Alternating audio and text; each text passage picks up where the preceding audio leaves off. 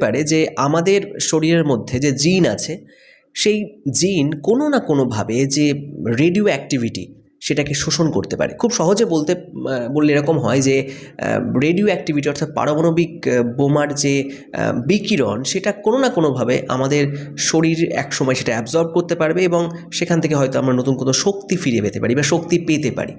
এটা কোনো গল্প কথা নয়। এই ব্যাপারে কয়েকটি তথ্য আপনাদের সামনে তুলে ধরবো এবং তার একটা বিস্তারিত বিশ্লেষণ করার চেষ্টা করব।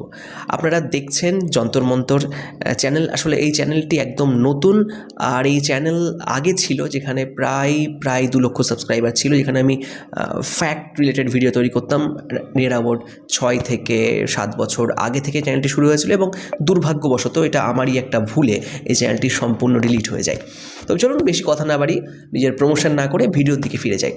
দেখুন, গল্পটা এরকম ছিল যে কয়েক বছর আগেও বিজ্ঞানীরা ভাবতেন যে এই ব্যাপারটা সম্ভবত